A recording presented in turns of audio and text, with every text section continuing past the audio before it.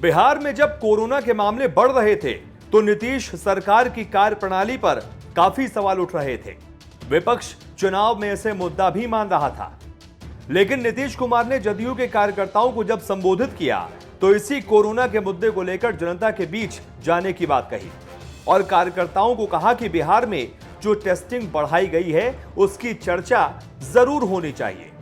आप जान लीजिए, अब बिहार में कई लोग तो कुछ भी बोलते रहते हैं, जो मुझे नहीं मालूम है, मैं उन सब चीज़ों पर ध्यान नहीं देता हूँ। बिहार की आलोचना और वो ज़्यादातर लोग कोई नहीं, यहीं के लोग हैं, उनको कोई चीज़ की जानकारी नहीं है, किसी चीज़ की जानकारी नहीं रहती है, बोलते रहते हैं।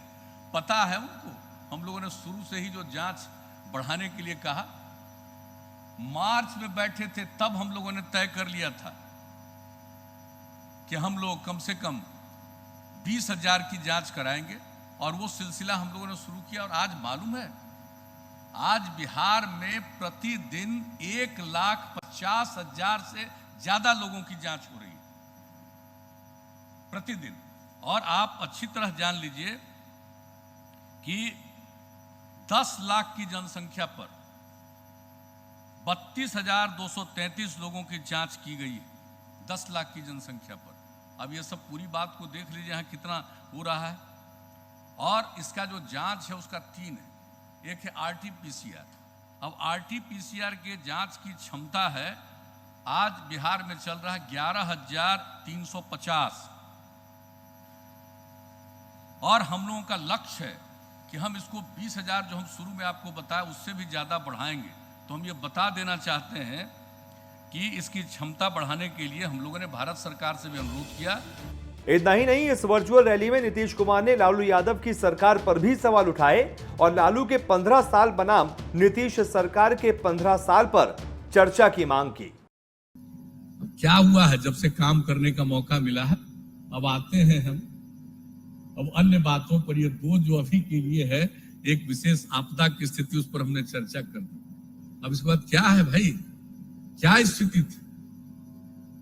पति पत्नी राज 15 साल और उसके बाद मौका हम लोगों को मिला, तो क्या था पहले और क्या है आज? क्या स्थिति थी विधि व्यवस्था की? क्या लोग बोलते हैं आजकल तो पता नहीं, स्टेटमेंट देना और छप भी जाता है, कमाल है।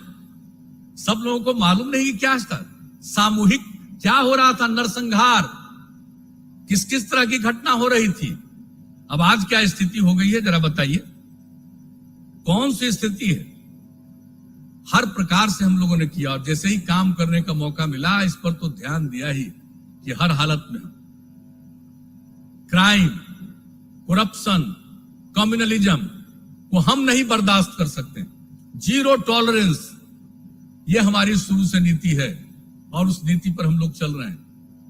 और कितने लोगों को पहले क्राइम भी होता था, कोई हो पाता था सुनवाई वगैरह, कुछ कोई गवाह देने के लिए निकल पाता था जी? क्या स्थिति हुई? हम तो इस बात को नहीं भूल सकते हैं। माननीय उच्च न्यायालय के मुख्य न्यायाधीश से लेकर के अन्य लोगों ने मिलकर के और राज्य सरकार के बीच में जो चर्चा हुई, जिसमें जो क्राइम और इन सब चीजों से रिलेटेड मामला या करप्शन से रिलेटेड मामला से संबंधित मामला था, उस पर कितना तेजी से ट्रायल चलाने का सब सिलसिला शुरू हुआ।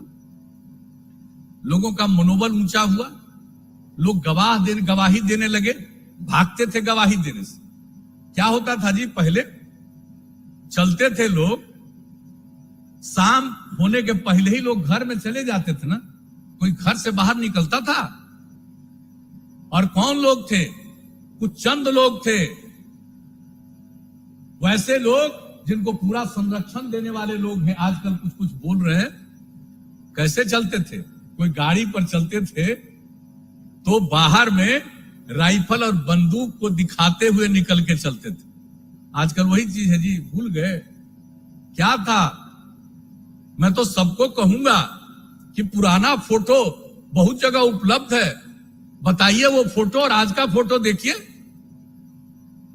आजकल तो एक एक चीज चल रहा है। सोशल मीडिया का तो दो हिस्सा, एक सही मायने में पॉजिटिव होता है, सब चीज को जानकारी, एक एक चीज की सुविधा, और दूसरी तरफ इसका दुरुपयोग।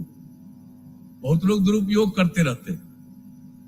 ऐसे ऐसे लोग एक एक अपना बहाल करके रखे रहते हैं जो कुछ से कुछ लिखता है, अंदर है और ट्वीट करते हैं जी। कोई ना कोई बहाले ना है तो लिखते रहता है, यही सब ना होता रहता है। याद करिए एक बार हम राजगीर में थे, हमारे साथ संजय थे, हमने इनको कहा कि लिखिए, हम लिखाने लगे, 10 लिखाए और उसके बाद आ करके हम रोज एक एक ट्वीट करने लगे। एकदम इतना चर्चा देख लिया हमने, उस 5 के बाद हमने कहा छोड़िए, हम सब नहीं करेंगे। लोग तो यही सब करते रहते हैं, क्या क्या नहीं करते रहते। लेकिन क्या स्थिति है क्राइम की, जो स्थिति पहले थी आज वो है क्या? आप जरा सा बता दीजिए। हर बार, और हम लोगों ने जो ट्रायल से लेकर के एक एक काम करवाया, जांच वगैरह का सबका काम करवाया, और आपको मालूम है इन लोगों की स्थिति थी क्या था नक्सलिज्म का भी जी, कौन सी स्थिति थी। हमने क्या किया 2004, हम लोगों ने 65 पंचायतों का चयन करवाया, आपकी सरकार आपके द्वार, और जो सबसे प्रभावित उस तरह का इलाका था, पंचायत था, उन सभी पंचायतों में जाकर के एक एक ट्रेनिंग से लेकर के उस गांव के विकास का एक एक काम करवाया। और जब उसके लिए और सब काम किया गया, जो गरीब गुरबा तबके के लोग थे जिनको अधिकार दिया गया, तब जाकर के क्या स्थिति हो गई है, कितनी स्थिति बेहतर हुई। और जो क्राइम करते थे उनकी गिरफ्तारी और फिर ट्रायल, उसके चलते ये सब चीज घटा। इसलिए अब पहले कैसी स्थिति है, हम लोगों ने सांप्रदायिक सद्भाव और सामाजिक सौहार्द का उदाहरण बनाया हर तरह से। कहां करते थे जी, अरे वोट जिसका चाहे मिल जाए, हमको उसकी कोई चिंता नहीं है, लेकिन जरा बता दीजिए कि पहले क्या हुआ था, क्या स्थिति रहती थी लोगों की। और हम लोगों ने जितना लोगों की सेवा की है, खिदमत की है, तो कानून और व्यवस्था की स्थिति इंप्रूव की। अगर आप बताइए, आप जरा एक बात देख लीजिए, हर साल केंद्र सरकार के द्वारा प्रकाशित होता है पूरे देश का, हर एक राज्य का, कि कहां कितना कौन सा क्राइम हुआ है, उसके बारे में फिगर निकलता है। अभी 2018 का निकला है, तक उसका निकला है। 2018 में क्या है जी अपराध का आंकड़ा, अब ये समझ लीजिए। राष्ट्रीय औसत दर देश भर का, नेशनल एवरेज राष्ट्रीय औसत दर है प्रति लाख की जनसंख्या पर, जो अपराध की संख्या है 383.5 है देश में औसत 1 लाख की आबादी पर, और बिहार का 1 लाख की आबादी पर औसत अपराध है 222.1, यानी बिहार का स्थान देश में आपराधिक मामले में 23वां नंबर पर है। जरा ठीक से कोई बात करिए। इंसिडेंट्स होता है, कुछ आदमी तो गड़बड़ मिजाज का रहता है, आप कितना भी इंतजाम कर दीजिए, कुछ न कुछ बाएं दाएं करता ही है। और सबसे ज्यादा हम लोगों ने तो प्रारंभ से ही किया है, जनता के दरबार में मुख्यमंत्री, जब उसमें लोग अपराध से लेकर के राजस्व के मामले को लेकर एक सोमवार को मिलते थे, सबसे बड़ी संख्या में लोग आते थे। हम 10 साल ही काम करते रहे और देख लिया और आकलन करवाया कि जो मर्डर का है और इस तरह का अपराध है, उसका सबसे बड़ा कारण है या तो भूमि का विवाद, संपत्ति का विवाद।